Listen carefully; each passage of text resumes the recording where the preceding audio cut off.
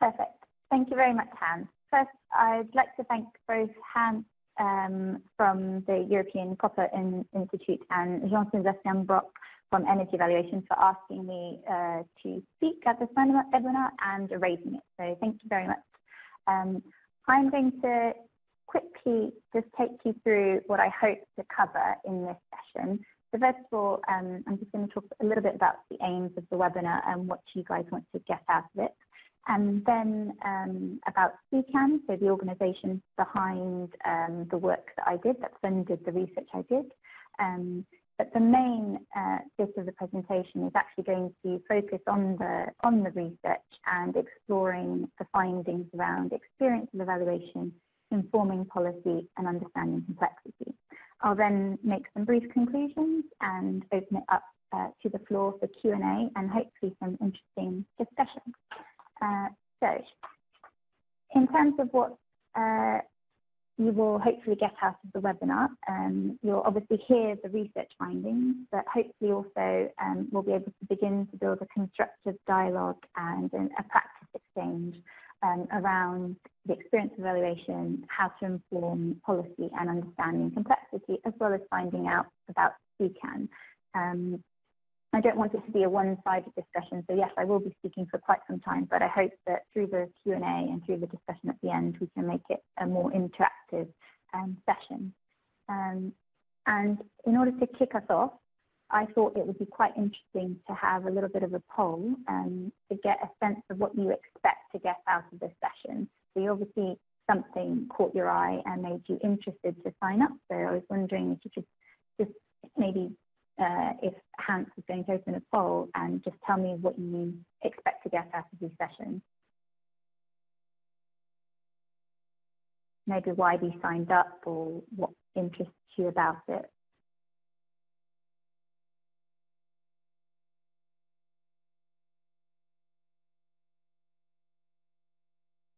Okay, they're coming through. So we have an overview of key questions related to the application of evaluation through the policy cycle. Yep, we'll definitely touch upon that. We'll definitely touch upon the links between policy cycle and evaluation, or the lack of links. Hopefully I'll impart some knowledge.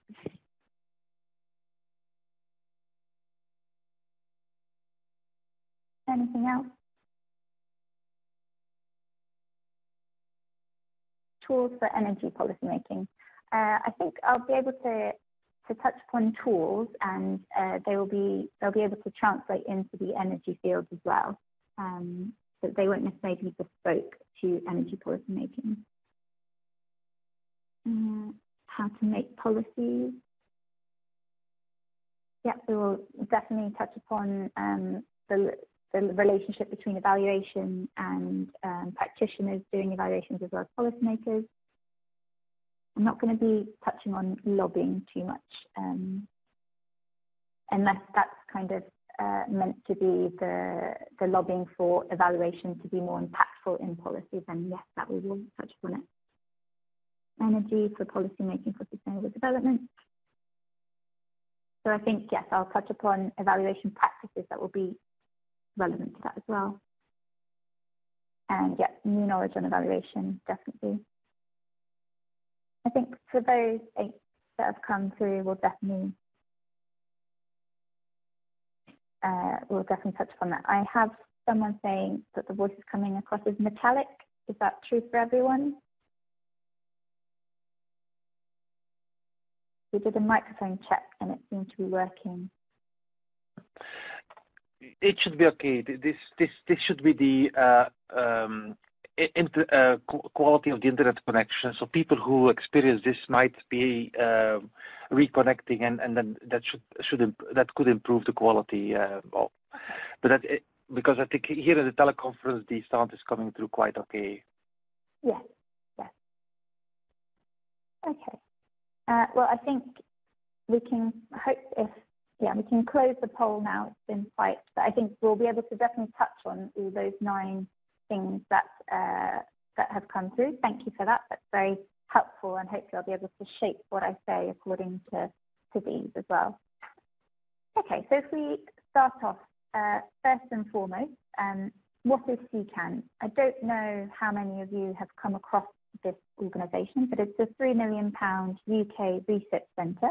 It's hosted by the University of Surrey, and it brings together a whole range of different experts and partners to address some of the big issues in policy making and evaluation. It aims to kind of pioneer and test and promote innovative evaluation approaches and methods across policy areas at the intersection of food, energy, water and ecological systems. Who is behind CECAN? So CECAN stands for the Centre for the Evaluation of Complexity Across the Nexus. It's a bit of a mouthful, I know. Nexus being this intersection between food, energy, water and environment. And it's funded by those 6 UK organisations. It's a mixture of research centres as well as departments, government departments and government agencies. And it brings together a network of partners, including Brooklyn, which is my former employer. So my background comes from over 15 years of working as a researcher and evaluator. Many of these years were happily spent at Brooklyn, which is a small niche sustainability consultancy. I specialise in behaviour change and waste and resources, and I'm currently an independent research consultant and evaluator, as well as a CECAN fellow and a Brooklyn associate. So why is CECAN important, and why is it a timely development? So Nexus issues concern the nature and the interaction of food, water, energy and climate and ecosystems, and as they are complex with many diverse and interconnected factors involved, it presents a major challenge to policy making, because changing just one factor can often have unexpected knock-on consequences in unrelated areas. So we need new ways of evaluating policy to account for these issues.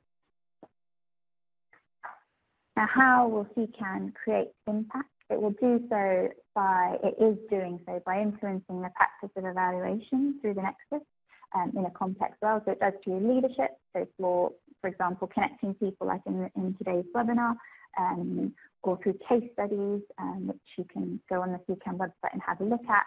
It mainly aims to build bridges between research and policy communities, between practitioners and policies, between different policy domains, and it also does fellowships, so for example the research that I took part in. So what can CECAN do for you? It can provide tools, so some people are looking for new tools to evaluate energy policy. It can do that. It can, it's all about supporting better evidence-based policy making. It can provide, and it is providing, fresh approaches to appraisal and evaluation. It embraces an open research, so it's a culture of knowledge exchange, and that it's kind of co-designed with all the peers. It organises a lot of events and publications, and it intends to provide solutions, not add burdens. And to find out more, I've put in a couple of links there on CECAN. So, to get to the kind of meat of the session, if you will, I'm going to introduce my research, and just by way of, I think Hans already mentioned it, but you'll see a lot of the slides are quite cluttered with quotes and data. Don't get distracted by them. The slides have already been made available and will be available to you all. I'm not going to go through a lot of the quotes in detail, but it's just there to bring the kind of data and the insights to life. So in terms of the research objectives, so I did a fellowship for CECAN, and I was tasked to further explore evaluation experiences and challenges, especially those encountered in a specific program called the Reward and Recognition Scheme. I'll come back to that in a second. To unpack the relationship between evaluation and policy making, especially looking at the policy cycle, which I thought quite a few of you are interested in, and to investigate how complexity is understood in policy circles. So how did I collect my data? What did I do? So it's a very small base. It's more about rich, in-depth, qualitative insights rather than quantitative. So I started out, the main focus of it was a primary bit of research, which was 20 interviews, 10 with practitioners, and by practitioners I mean it's a mix of local authorities and community groups that took part in the RRF scheme, and 10 policy interviews. These were a mix of social researchers, strategy leads, policymakers and delivery representatives, and these were in-depth interviews conducted either in person or over the phone. I then coupled that with a secondary review of notes from previous evaluation workshops that I did when we evaluated the RRF program and different site write-ups. In bringing this together, I did a thematic analysis in a database where all the findings and transcripts were analysed by theme. So what is the RRF? It stands for Reward and Recognition Scheme, and it was launched in the UK in June 2011. It was part of the then coalition government commitment towards a zero-waste economy. So in the UK and similarly in other countries in Europe and across the world, recycling rates have increased, but they're beginning in recent years to plateau. They need like a push to go further and faster. And at the time, the coalition government believed that it was better to reward householders and individuals for doing the right thing rather than to penalise them for doing the wrong thing. And so this is the kind of area in which the RRF generated a lot of pilots, and it was up to £2 million of funding between 2011 and 2014.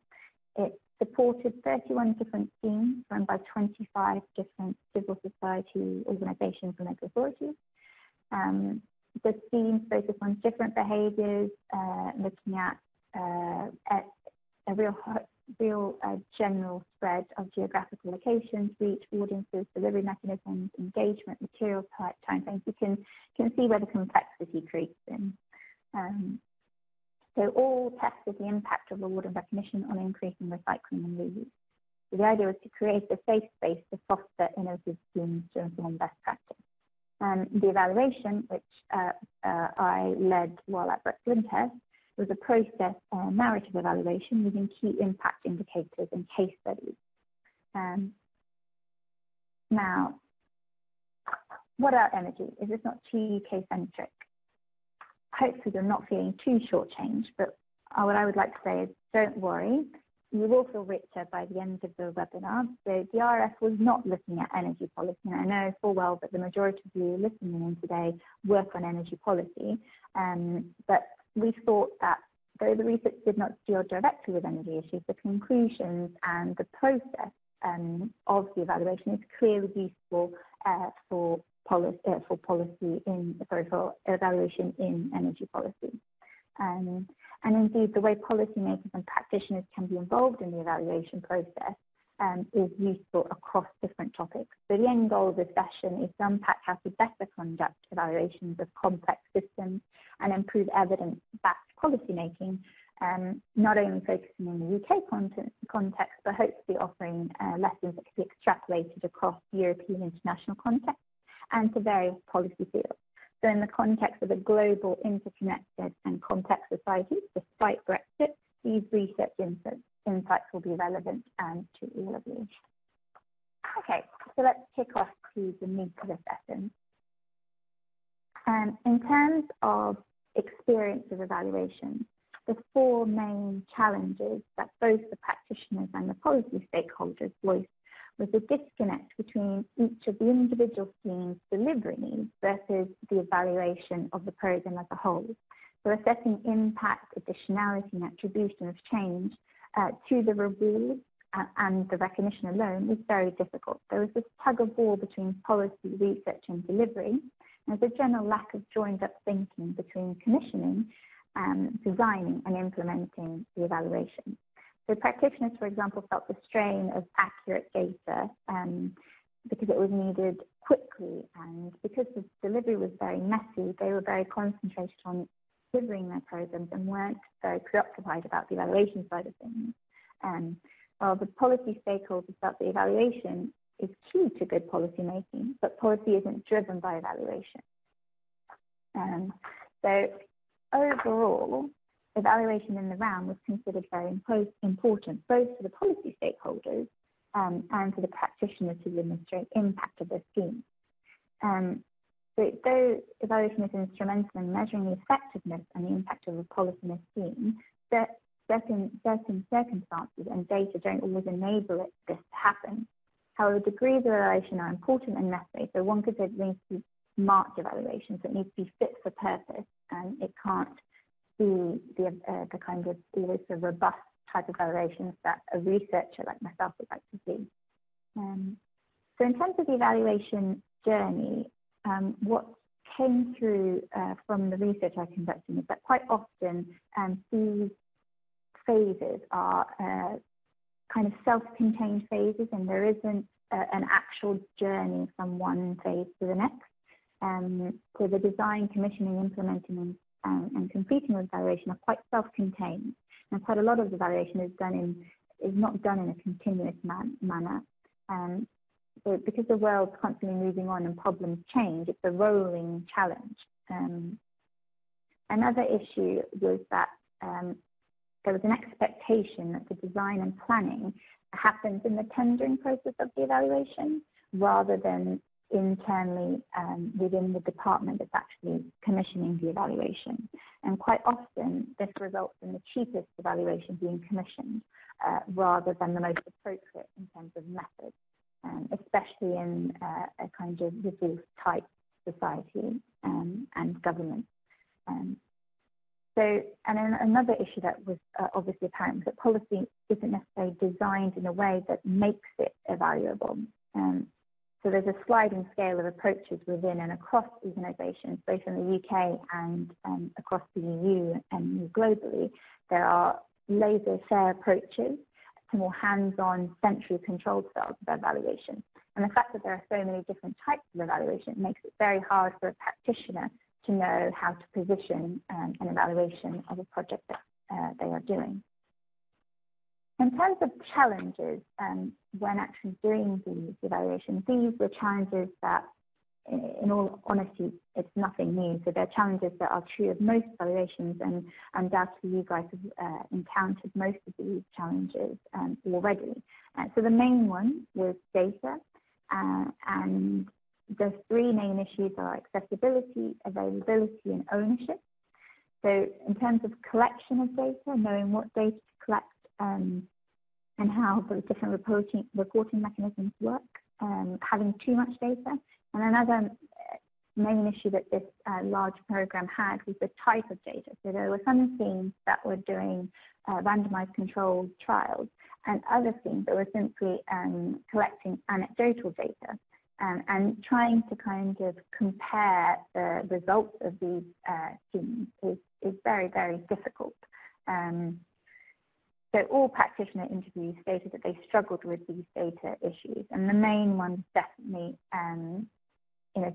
after data, was definitely attribution, so assessing impact and additionality of change generated. So what proportion of whatever change was generated is attributable to the scheme, and a step further, what proportion of that is then attributable to the reward and recognition mechanism of the scheme. The other issue that lots of the practitioners had was getting comparison groups. Other challenges mentioned include costs, resources, and diverting time from delivery to do the evaluation.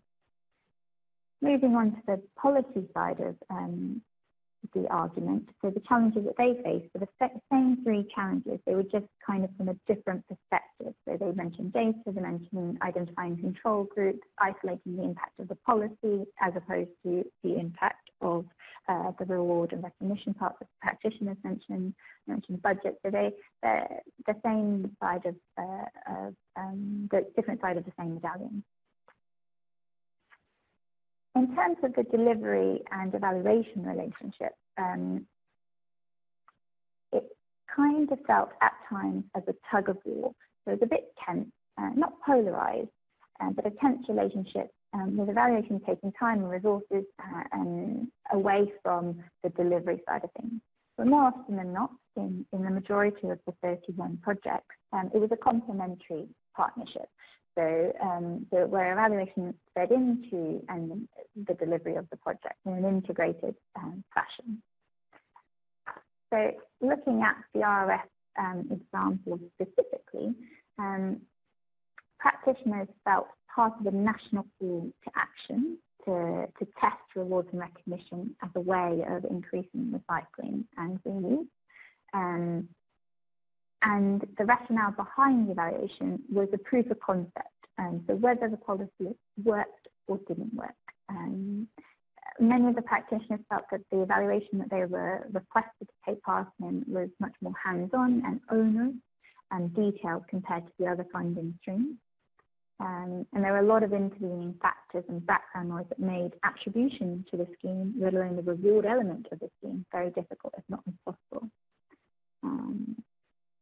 So I think one of the key things when thinking about doing evaluations of this ilk is about creating a sense of community and a sense of being part of a broader national call to action. These aren't necessarily only unique to the RRF. A lot of them can be translated quite easily into the energy field in terms of challenges towards evaluation. So what? In terms of experience of evaluation, as I mentioned before, it's very important to create this wider sense of purpose in evaluation because it can nurture buy-in into the evaluation and therefore better data collection mechanisms and better buy-in from the practitioners to take part in the evaluation activities. And if the evaluation is planned and resourced and budgeted right from the onset, then the relationship between project delivery and evaluation can be better and not feel like this constant tug of war. Acknowledgement that practitioners and policy stakeholders experience similar evaluation challenges was quite important because it meant that they weren't feeling that it was just a demand that policy made on the practitioners, but they were actually in the same boat and sharing the same challenges. One of the key findings from this research, and that is definitely true of other evaluation, is that evaluation needs to be seen as a continuous process. It can't be an add-on at the end of the activity. It needs to be a series of self-contained, it can't be a series of self-contained steps, but it needs to be an integrated, holistic approach to the project. In the field of environment, both scheme and service delivery and policy development happen in a messy context with many intervening factors at play because it was a complex context. So this made attribution even more difficult. So if we move on to informing policy, potentially the most interesting part of the research insights given the kind of poll we took earlier in the webinar. So from the practitioner point of view, as I mentioned, they felt part of a nationwide program to trial rewards and recognition. So most acknowledged that they were part of a bigger policy development exercise, but their knowledge was very limited about the degree of their involvement and to know what phase they were in. So they had to kind of second guess whether at the end the policy of rewarding and recognising in recycling and reuse was successful or not. They had to kind of second guess whether it was or not. There was a lack of follow-through post-evaluation. So they noticed that the UK government was less vocal about rewards. So they didn't know whether to take this as an illustration that they hadn't worked and this was the legacy of the programme, or whether it was simply no longer the flavour of the month and because the government was going to change, then it was a different policy on the agenda.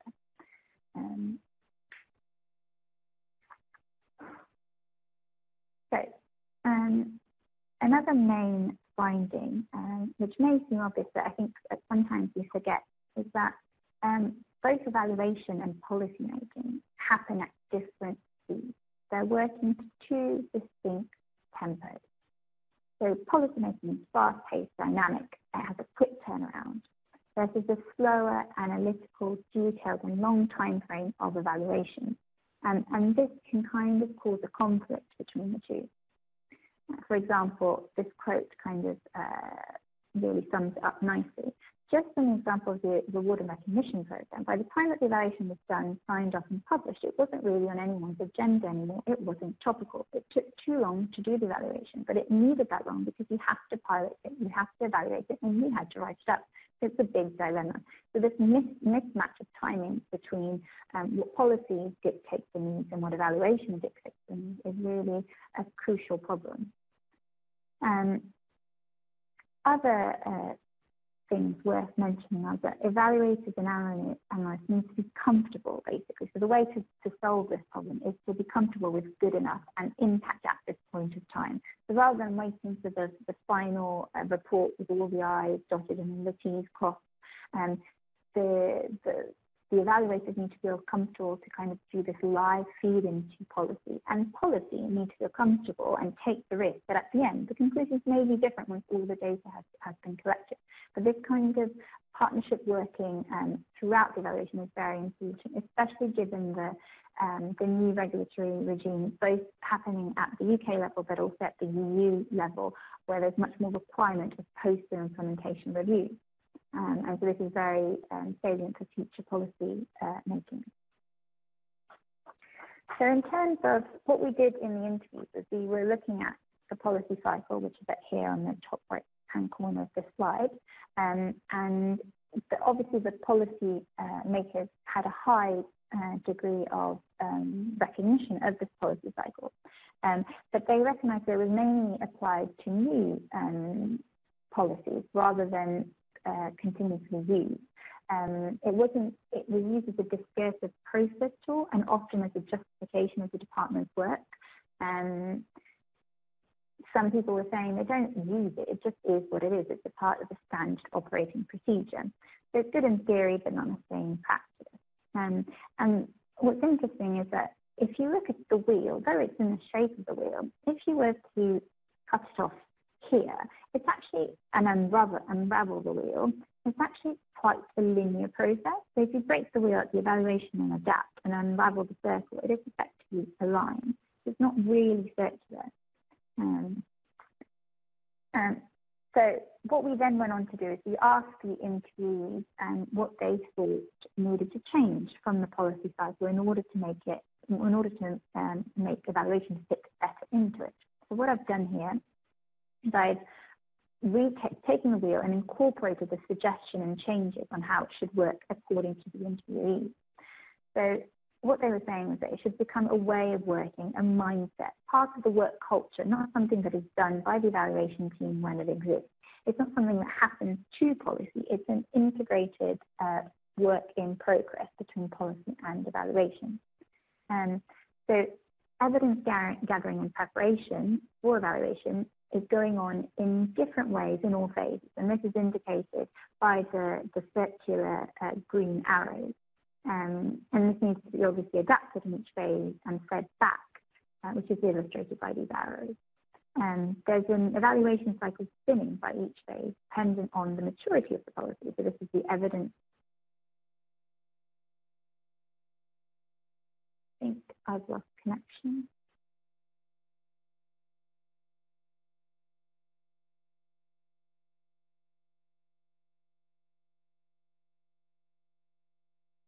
Okay, can everyone hear me, just to check, because I lost connection briefly? Yes, we can hear you, Sarah, so go ahead. Perfect, okay, sorry about that, I don't know what happened.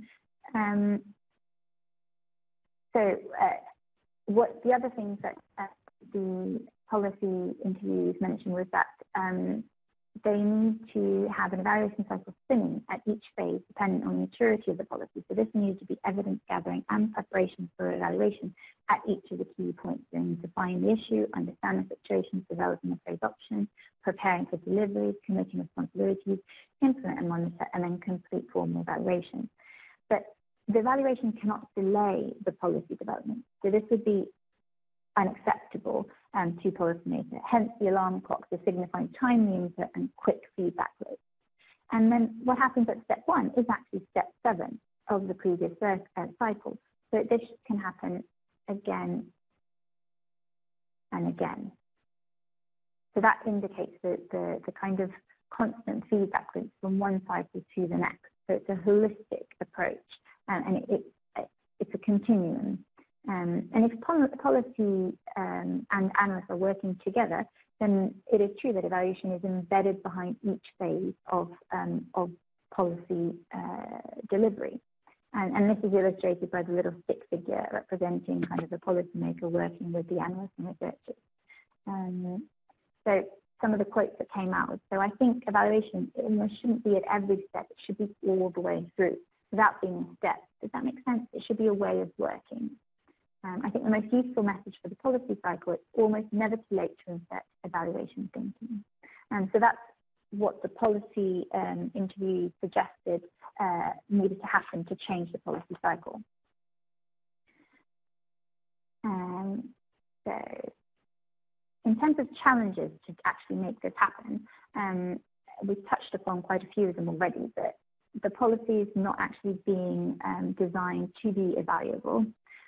Interrelated system and intervening factors, time, so lack of time, the policy changing over time, the tempo mismatch that we talked about, the working culture, so there's a constant silo working, differences in team and division, so not knowing who to ask, staff turnover, and then importantly senior management buy-in and political will. So you need a nod from the right organisations in order to make the evaluation have an impact.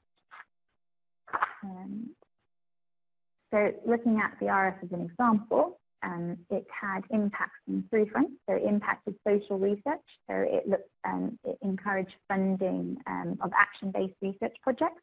And action-based research projects means that the evaluation and the project delivery happen in parallel and they speak to each other throughout the duration of the project. It used useful insights on how to set up schemes, so the RRF evaluation generated this, and it provided rich learning which is documented and shared amongst analysts at the Department of Environment in the UK. In terms of policy, it informed current thinking on levers of behaviour change and to use when encouraging recycling and reuse. It used different policy circles, in different policy circles across the waste stream, but also moving into energy in the UK. Rewards weren't considered as a measure to increase recycling, so kind of moving on from that. And on the ground in practice, the report was made available to the schemes and it dissuaded other local areas to take up rewards. A few practitioners felt that the RRF left a legacy in their local communities, but it wasn't done in such a holistic manner that could be said to be true for everyone. So in conclusion on informing policy, the main things to keep in mind is that you need to acknowledge this timescale disparity between evaluation and policy making and just work with and be happy with good enough and at the time insight. So closer collaboration as well between policymakers and analysts, ensuring that the policy cycle is actually a way of working rather than just steps. Evaluation needs to be to form part of the initial thinking of the design of the project and of the policy, and preparing for evaluation needs to feed into each phase, not an additional burden at the end. Evaluation can't delay or derail policy development, it needs to complement it.